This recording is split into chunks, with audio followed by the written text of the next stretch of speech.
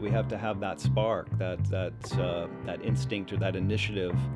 Like I am not just going to suffer through this or be at the victim of these forces anymore. I'm going to do something. Seniority Authority exists to answer your questions on aging. The world has changed dramatically in a generation, with more retirees than ever before, living longer, with more choices. If you're an older adult or have an older adult in your life, where do you go to begin to understand those choices? I'm your host, Cathleen Toomey, with over a decade of work experience in retirement communities. I can track down the right people to answer your questions. So send your questions on aging to me, and together, let's get smarter about growing older.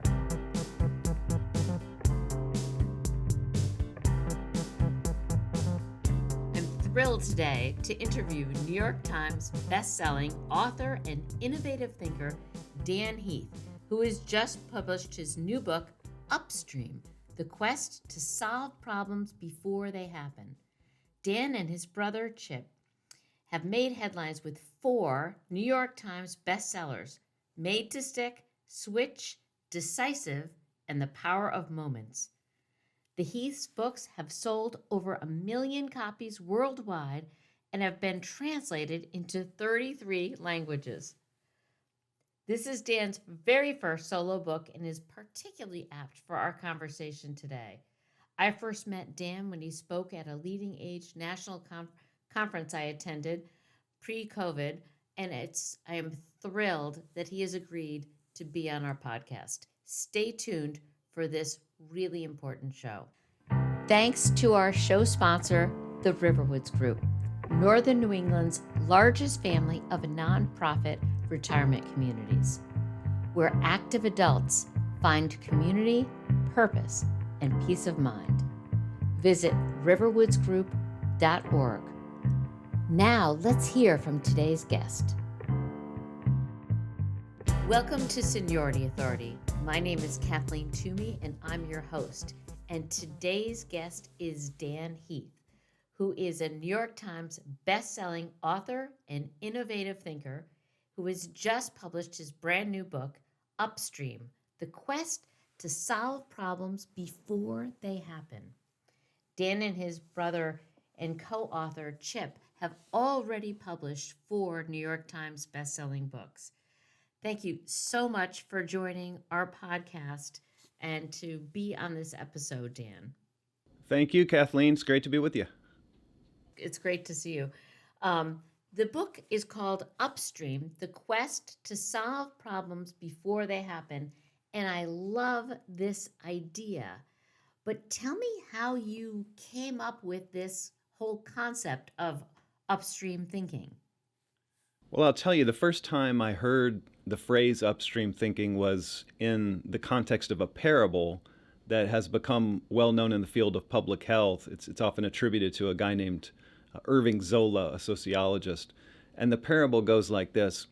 You and a friend are having a picnic beside a river, and you've just laid out your picnic blanket. You're preparing to have a feast when you hear a shout from behind you in the direction of the river. So you look back, and there's a child in the river thrashing around, apparently drowning. So you both instinctively dive in, you rescue the child, you bring them to shore. Then you hear a second shout, again from the direction of the river. It's another child, also apparently drowning. So back in you go, you fish out that child, and you're wondering what's going on. And no sooner have you rescued that second child that you hear 2 shouts in the river. Now it's 2 kids. And so begins a kind of revolving door of rescue where you're in and you're out, and you're saving all these kids, and you're starting to get exhausted from the work. And right about that time, you notice your friend swimming to shore, stepping out, and starting to walk away as though to leave you alone. You say, "Hey, where are you going? I can't save all these kids by myself." And your friend says, "I'm going upstream to tackle the guy who's throwing all these kids in the river." And I remember the first time I heard that, it just really struck a chord with me. It's a simple story, but it captures something that I think all of us have experienced, which is this trap that we all fall into in our lives and in our work of always being on the reaction side of things. You know, problems break out and we respond. An emergency happens and we try to address it, and we fight fires and we fight fires and we react, react, react. But we so rarely make the space and commit the time and resources needed to get upstream and solve these problems at their root. And so that was the initial spark for this, is to figure out, are there people who have succeeded in getting upstream? And if so, can we learn something about the strategies they used? That is such a great parable. That is really encapsulates what this concept means. I love that. And I think in some ways, as human beings, we are wired for that fight or flight. So we are a little bit drawn to the saving of the kids and the energy that's connected to figuring out the problem in a crisis. Um, but the more significant learning is really figuring out who's throwing all those kids in the river to begin with. Well, and it's even a deeper mystery than that, because there's a lot of heroism tied up in saving all those kids, right? If you fish a child out of the river, you're a hero. You're going to be in the newspaper the next day. You feel good. The child will forever thank you for what happened. Meanwhile, if you're the person that tackled the guy who's throwing the kids in the river, no more kids are floating downstream. Would anyone even ever know that something happened? Often preventing bad things from happening is not quite as glorious or heroic as responding to the emergencies when they happen. So there's this nasty dynamic where in some ways downstream work can be more rewarding and more praised than preventing those very problems in the first place. That is very accurate. You get a lot more attention from the savior than the preventative. And I would think that perhaps the preventative thinking could be somewhat poo pooed in society. Like, who knows if this is going to be a big deal? Why are you worrying about something like that? Did you find that to be a common phenomena? Yeah, in fact, I talked to a public health expert, a woman named Julie Pavlin, who's worked to fight infectious diseases with the Army and has been a global public health expert. And she said there's this kind of curse in public health where if you do a really bang up job, you know, you do a wonderful job preventing an outbreak of some terrible disease like Ebola, you're usually rewarded with a budget cut, because when nothing happens, people say, well, why are we spending all this money to deal with that? Right? And so that's part of what they call the curse of prevention, or the paradox of prevention, which says that the better a job we do at preventing some bad thing from happening, the less proof there is that it ever needed preventing in the first place. And so that is a nasty dynamic. Is like the very people that we should be celebrating are often cursed by the fact that their very success leaves us few fingerprints of how critical their work was. When I read your book, it really connected to the topic of aging for me, because I've been in aging work for 14 years, and it is constantly a topic that nobody wants to talk about. No one wants to think about it. We are all aging. We are all going to likely need long-term care before we pass away, and yet the vast majority of people don't want to pay attention to it, don't want to think about it. So to me, upstream thinking really connected to aging. And my question to you is, of the folks that you interviewed, what is the character of a true upstream thinker? Is there something that sets those kinds of folks apart from your average people who want to be heroic and pull the child out of the water? I think it's people who, I talked to one researcher at MIT who had this great phrase. He said that change is sparked by an insufferable frustration with the status quo. And so a lot of the people that I interviewed that were successful upstream heroes were people who had experienced or been a victim of or had just been privy to some recurring problem to the point where they just kind of couldn't take it anymore. You know, they were dealing with homelessness or domestic violence or teenage substance abuse, something where they just didn't feel like they could stand by anymore, and they got tired of the cycle of always coming in at the last minute to react. And so it was that insufferable frustration that triggered them to invest the time and the energy to go upstream. And that was something I found really, really compelling and heroic. I think that's a great example, especially some of these nonprofits that are set up to solve homelessness and is to say, okay, let's get at the root cause. One description in your book that I loved about upstream thinking, you define it as a declaration of agency, a belief that I don't have to be at the mercy of these forces. I can shape my world. Can you tell us about the story that inspired that? You know, it's really about the story of mankind. If you think about what we've always done is try to bend nature, try to bend our environment to our will. You know, um, we cut down forests to make houses for ourselves to protect us from the elements, and we get better and better at farming so we're not at the mercy of whatever happens to be in season or whatever grows or doesn't grow in a given period. And it's like we're always thinking, how can I not be at the mercy of forces? How can I control them? And what I point out in the book is that's a very powerful idea, and in it are the seeds of both heroism and hubris. I mean, the greatest hits and the most appalling actions in human history are both ultimately fruits of that idea. You think about, on the positive side, something like the eradication of smallpox.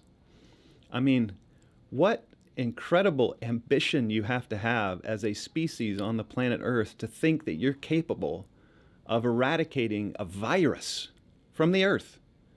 To go and keep in mind, this was not in the era of smartphones, right? This was, I mean, they were having to trek into remote regions of countries in Africa and Pakistan and India to find, you know, the last people on Earth with smallpox, or who had been in contact with people with smallpox. And of course, we did successfully eradicate the disease. That's a beautiful example of upstream thinking. But on the flip side, you look at things like 9/11, and we hate being the victim of something like that, of terrorism, the idea that people could come into our country and kill us in this kind of spectacular way. And it was unacceptable to us. And so we go meddling in Iraq and basically kind of tore a country up in the spirit of trying to control those forces. And I think most of us would agree across the aisle sort of made a mess of it. And so that's sort of the two sides of the coin when it comes to upstream thinking. It's us at our best and our worst. That's a really good point, is understanding to what extent you can control your life and the world for good, and at what point you don't have control any longer. It's like the old serenity prayer, right? We have to distinguish between what we can control and what we can't. And I'm not sure we're very well calibrated in general on that, but it's a lifelong struggle.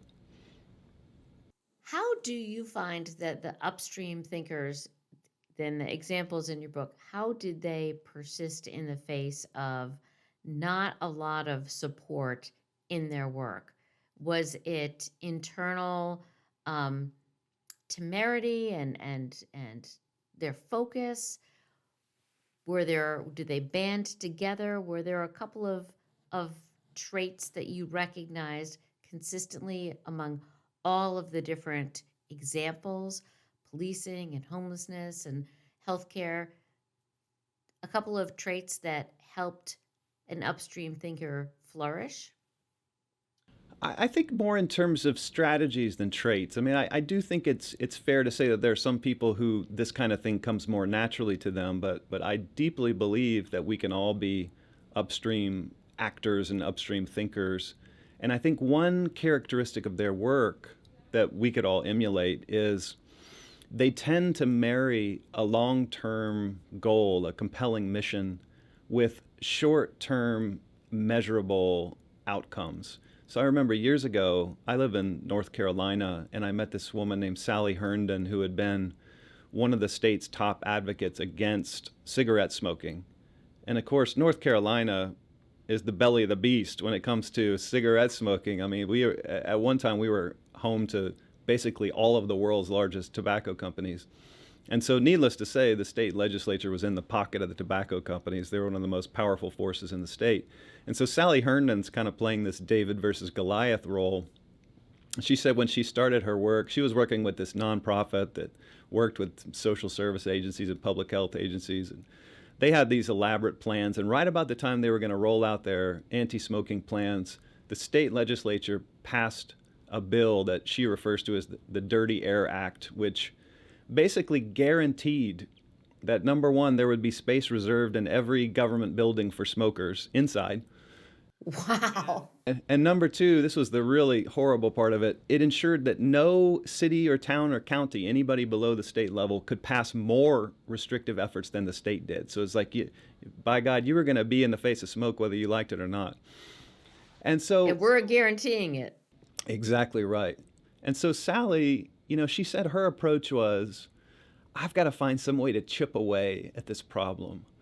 It's sort of like the old movies, where somebody wants to escape from the prison and you do it like one spoonful of concrete at a time while the guard's not watching. I mean, that was kind of her mindset. And so she had to find a place where, number one, you realize in the long term your goal is to wipe out smoking or get as close as you can to prevent this kind of public health apocalypse and prevent needless deaths. But on a short-term basis, you can't just sit around and wish for 20 years for that to happen. You got to find something to do. And so she said what they figured out was we can start with schools, because even the tobacco farmers they talked to didn't particularly want their kids to be around smoke all day at school. And so they thought, this is a fight that we can pick and that we can win. So they started going school district by district, school board by school board, and fighting for smoke-free schools. And even schools were not an easy fight at that time. It took them like 5 or 7 years, I can't remember, to get to 10% of the schools in the state. But that's how you chip away, right? You don't get out of the prison right away. It's one spoonful at a time. And then what happens is, at a certain point, their success started to accelerate and started to go almost exponential. So it's like the amount of time it took them to get half of the school boards in the state to go smoke-free was about the same amount of time it took to go 100% in schools and wipe out smoking inside government buildings and get it wiped out for restaurants and bars and get it wiped out from prisons. And so, it kind of increased this velocity. And of course, the ultimate product of her work is that there are thousands and thousands of people alive in North Carolina today that otherwise wouldn't have been. And so I find that kind of relentless chipping away at a problem to be really inspiring. That is a great example of upstream thinking. And I love, personally, the small wins, because who among us can labor, day in and day out without feeling like we've made some progress, some victory? And I think right now in the days of COVID, we're all about the small wins and the small changes and what can we do day to day, because we can't change a lot of where we are right now. So I think that makes a lot of sense.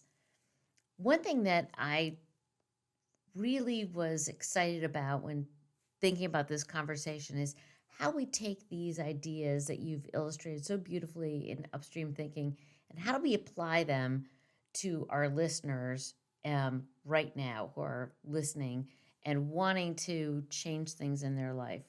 And I thought you identified some real, true barriers to upstream thinking. We all want to think bigger, right? We all want to solve that big problem.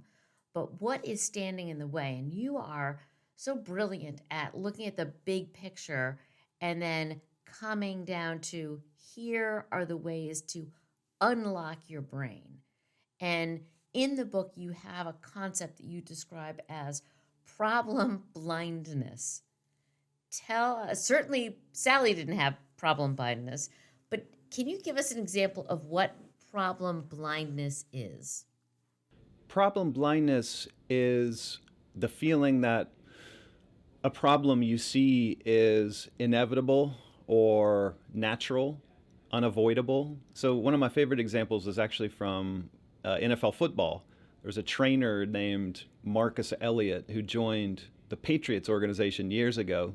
Oh, the Patriots. I've heard of them. I bet you have, yeah. Isn't that the New England football team that wins all the Super Bowls? Having any second thoughts about letting Tom Brady go? Well, we're fans of Tom Brady wherever he ends up. There you go. That's right. So Marcus Elliott joins the organization, and he's been hired as a trainer. They've had a string of hamstring injuries that's been really costly to the team. Something like 22 injuries the previous season. A lot of their skilled players were out for multiple games. And you know, the lore at the time in the NFL, and to a significant extent still today, is that, look, football's a violent game. You got lots of very large men, crashing into each other. Injuries are an inevitable byproduct of that. And what are you going to do, basically? Well, Marcus Elliott said he had a very different perspective, and that was that most injuries sustained by players were actually the result of inadequate or improper training. So he said in those days, the NFL weight room, and it's very different today, mind you, but in those days, the NFL weight room was not that different from your high school weight room in the sense that, there's a lot of people like lifting very heavy weights and they're, grunting and bench pressing and doing squats yeah, exactly. And Marcus Elliott said that, this is nuts. With a position like wide receiver, I mean, you need a very different set of muscle strengths and talents than you do as an offensive tackle. And so he started with the wide receivers, and he basically created a custom training program for each one based on their signature muscle strengths and imbalances. Like he would often find that the source of an injury was, say, that your left hamstring was significantly stronger than your right hamstring, something that a lot of people didn't even think to test for. But he realized if you could identify these imbalances and correct them, you could actually prevent injuries. And the proof was in the pudding. So the year after he starts his custom regimen, the number of hamstring injuries declines from 22 to 3. Oh my gosh. And so that to me is just a beautiful example of how when we're surrounded by a certain kind of problem, you see homeless people on the street, or you see people getting a poor education, or in this case, you see players getting injured. When it happens again and again, you almost enter this state of resignation. You're like, well, that's just the way the world is. You do this stuff in the NFL, people are going to get hurt. And then it takes someone like Marcus Elliott to come along and kind of shake us awake from our problem blindness and say, let's not forget, many of these problems are solvable. We do have agency. We do have influence over them. And so that's what I mean by problem blindness. I love that example, not just because it's the Patriots, but also because you think about all the money that is invested in each of these football players, and then to think they have an undifferentiated training regimen.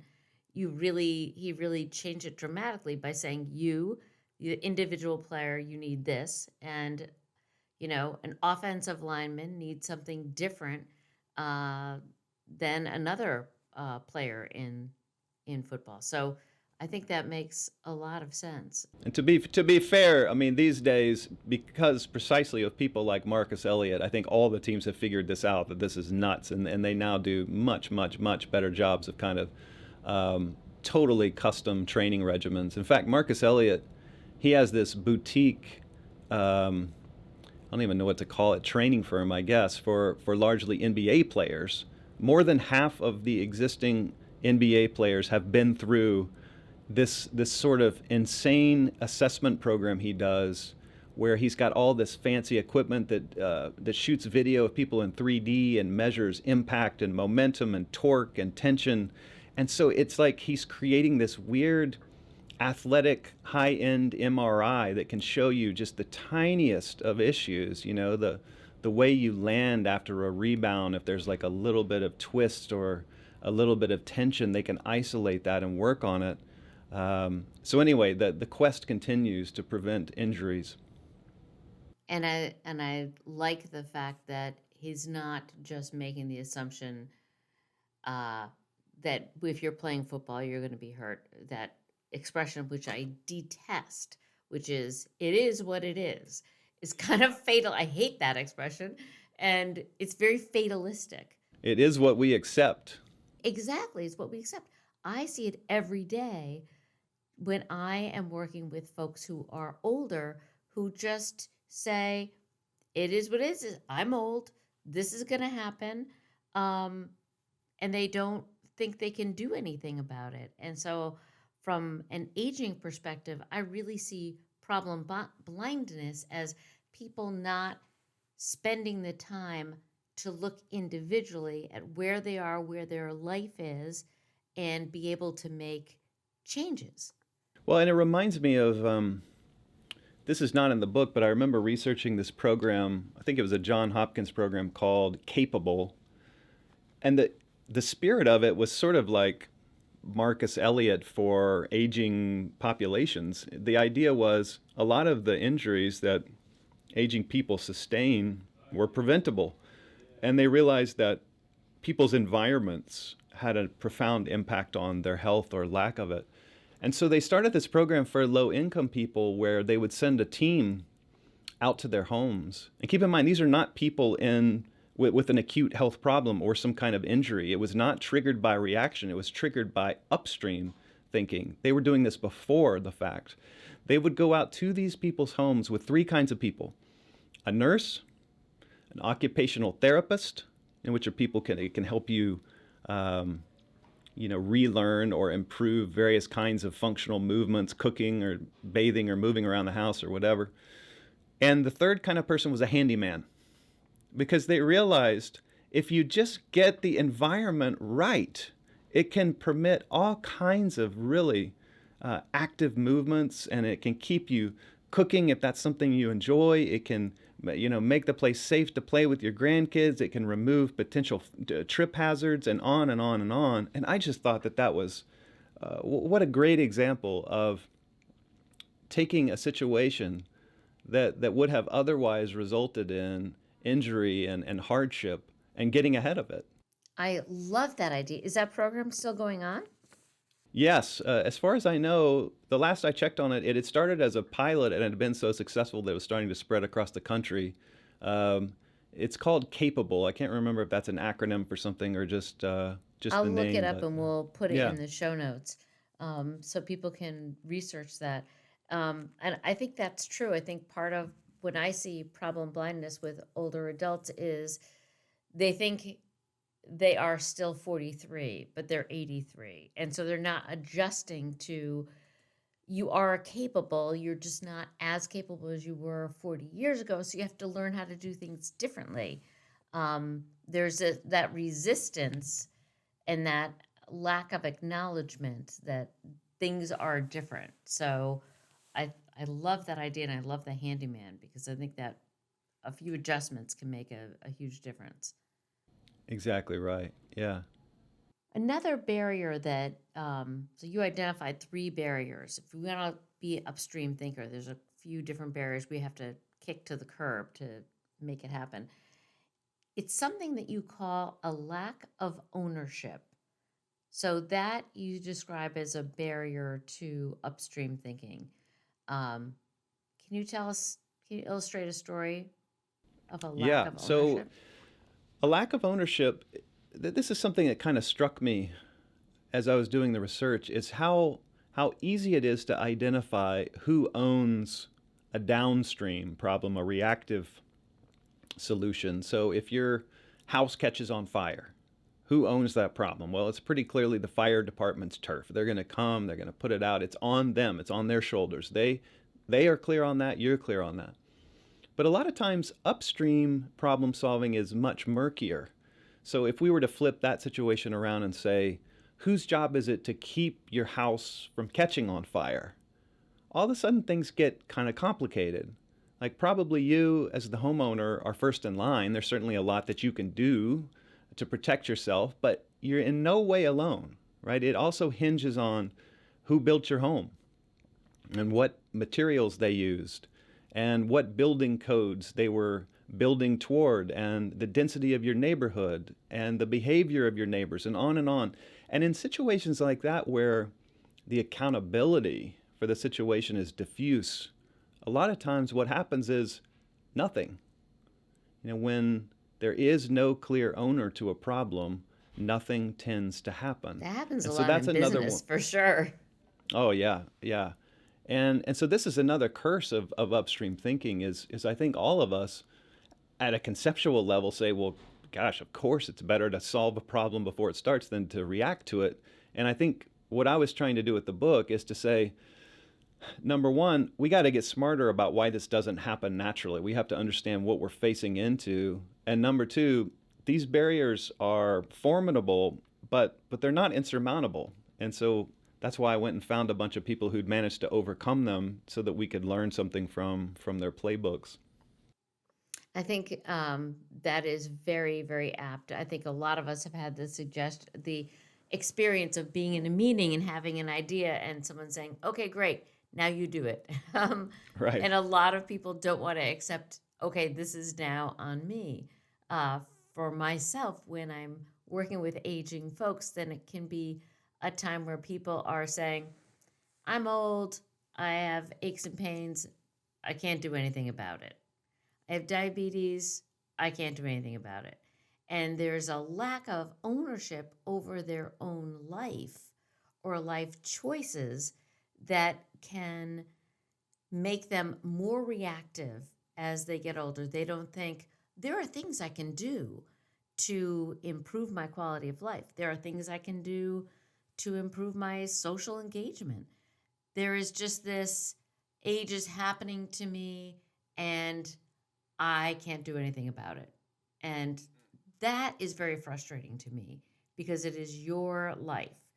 You own it and you own the consequences of your action or inaction. So I love that you point that out as a barrier. Once we can say we are taking control of what our life can look like, it can be different. That's it. That's it. I mean, as soon as we realize we can reclaim some agency over situations, that can often be the first step toward progress. But you're right, we have to have that spark, that instinct or that initiative. Like I am not just going to suffer through this or be at the victim of these forces anymore. I'm going to do something.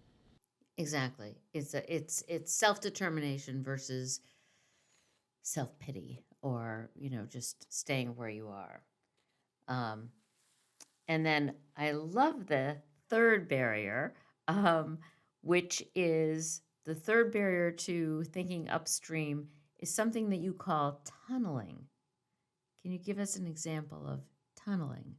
Yes. Tunneling, by the way, is a word that I borrowed from another book. It's a book called Scarcity, which is a wonderful psychology book if you're interested in that.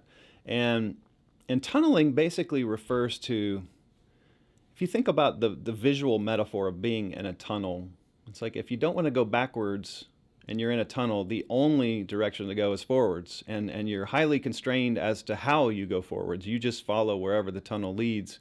And the authors use that as a kind of metaphor for what it's like to operate in times of scarcity.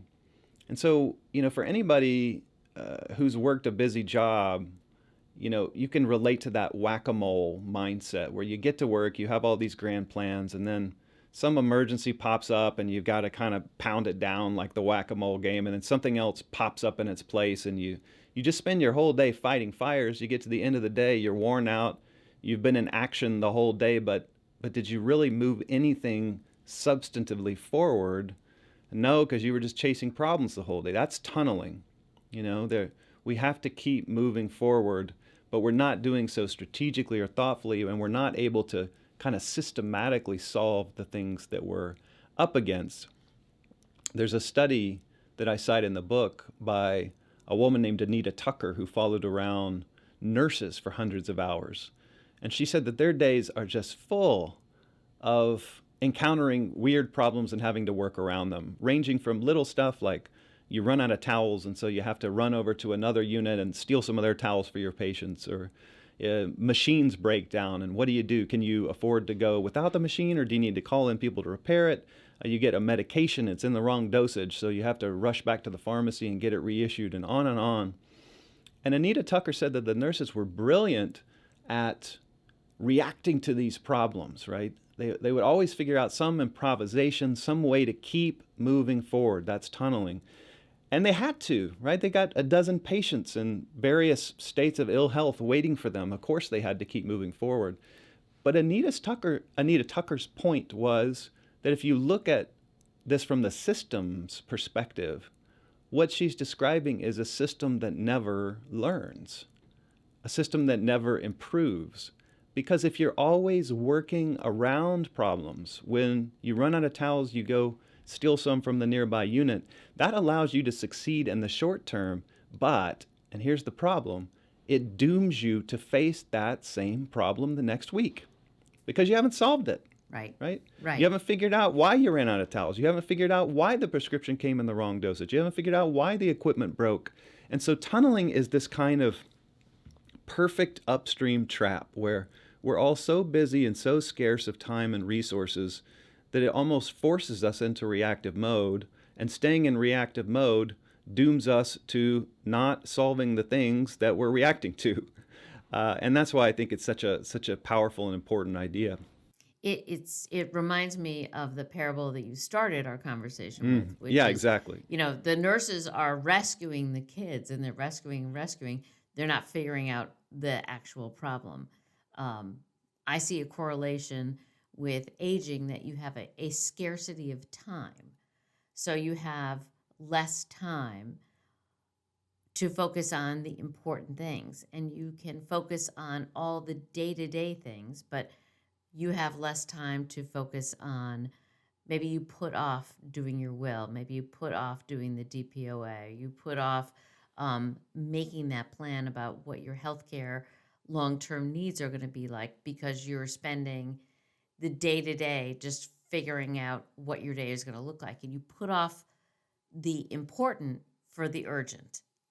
That's exactly it. In fact, I was going to talk about that, the old Stephen Covey importance versus urgency matrix.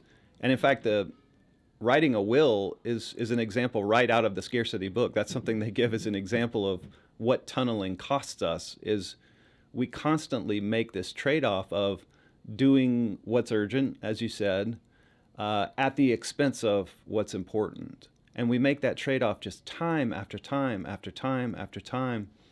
Now, I'm painting a really damning picture here, and I don't want to risk demotivating people. This is a real problem, but there are solutions.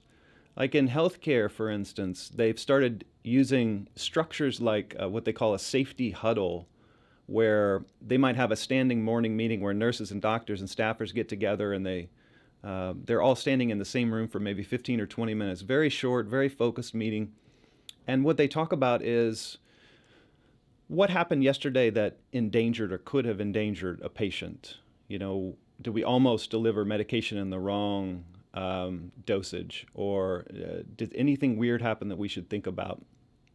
And what I love about that safety huddle structure is that's the exact right forum for the nurse to be saying, hey, I've been running into the situation. We keep getting medication in the wrong dosage. We need to get to the bottom of that. It's an escape from the tunnel. And then look, after the meeting is over, the nurses most likely go right back into their tunnels and stay there for the rest of the day. But because you gave them an escape, because you gave them a chance to think at the systems level, to think about recurring problems, it's like you've just opened up the door to a solution.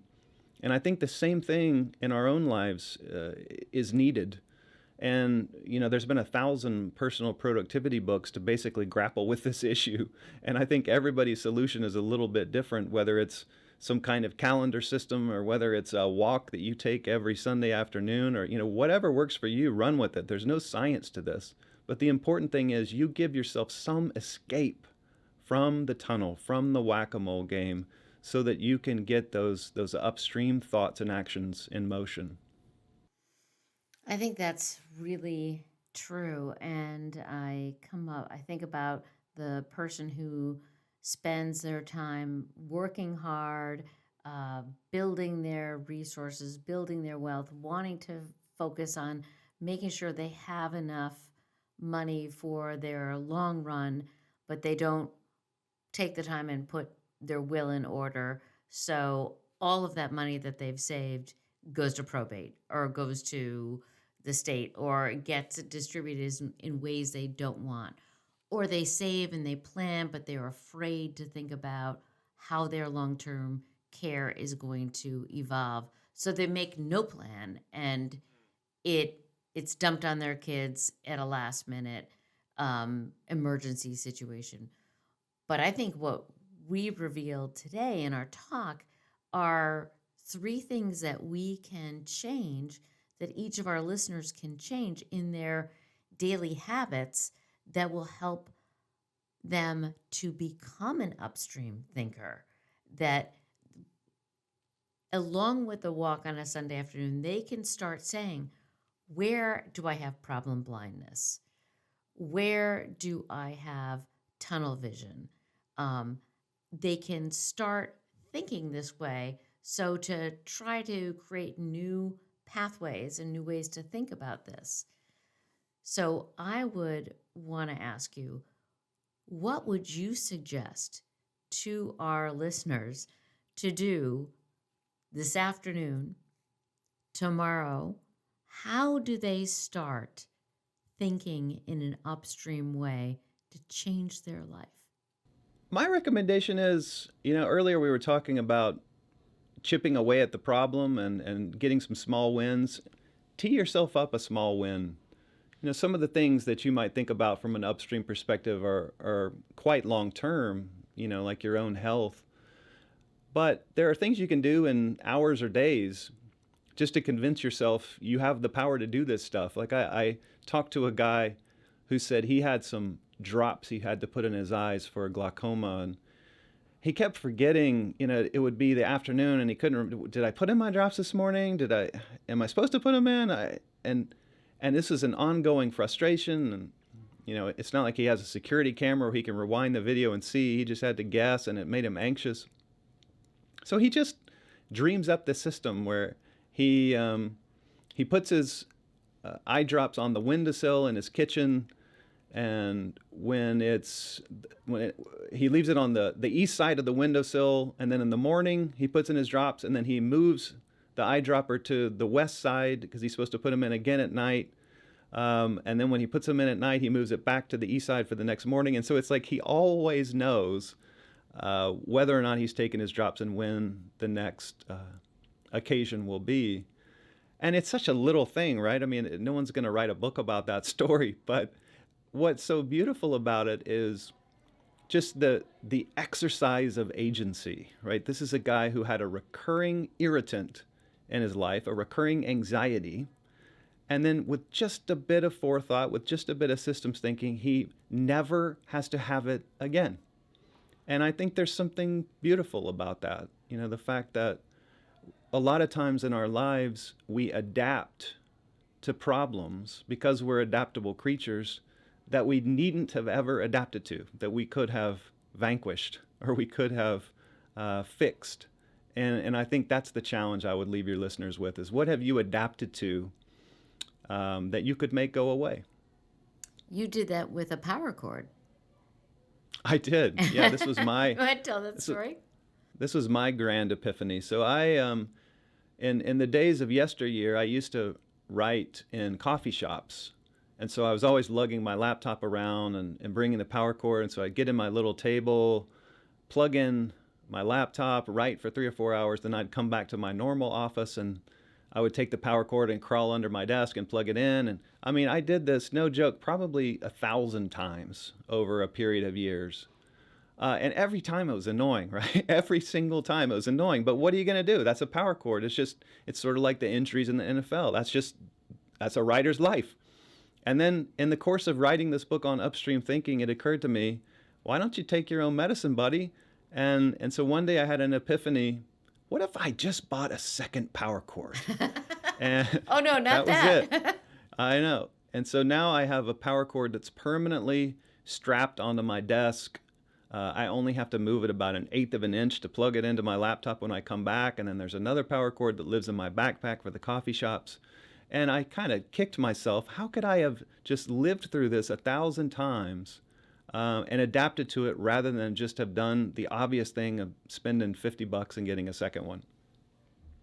Oh, I think that is perfect. I have an upstream thinker who is a colleague of mine who helped me with that because she suggested I am addicted to a keypad. And so she just said, get a keypad for the house, get a keypad for your office. So you're not dropping your keypad outside of your backpack every time you go back and forth. So it's those kinds of things that can make a difference. It's a small win, but it proves that you can think differently. I hope all of our listeners out there are thinking about the things that they can make go away in their lives. I hope you'll send us your stories. Please do. So one of the things we love is to get your questions and to get your successes.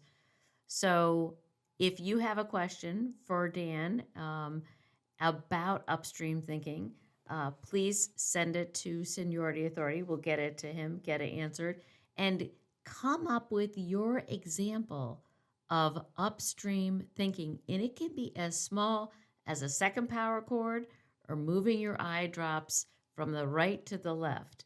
We want to know that you are changing your life one idea at a time as a result of this. And if you haven't yet read Dan's book, Upstream, The Quest to Solve Problems Before They Happen, please run out and get it in an independent bookstore or wherever books are sold.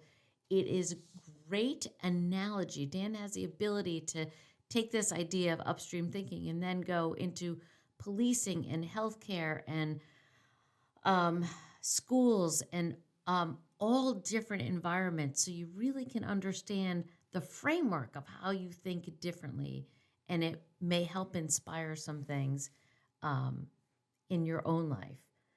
There is so much for this book to discuss. We only scratched the surface, and I just am so appreciative of the time that you've spent with us, Dan, and sharing your stories, because you are the best storyteller, and you've done wonderful writing. I really appreciate you being a guest on Seniority Authority. And is there any last thing that I did not ask you that you'd like to share with our listeners today? No, I think you covered it. And I just want to say it was a treat to be on the show with you. Thanks for having me on. Thank you so much. That's Dan Heath, fabulous New York Times bestselling author. His new book is called Upstream, The Quest to Solve Problems Before They Happen. Please check him out. And if you enjoyed this show, please like us and rate us on your favorite podcast platform. We're Seniority Authority, and we hope today that we helped you get smarter about growing older. Until next time.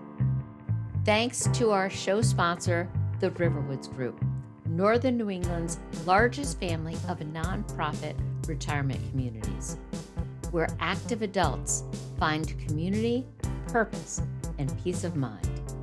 Visit riverwoodsgroup.org. That's our show for today. Did it spark a question?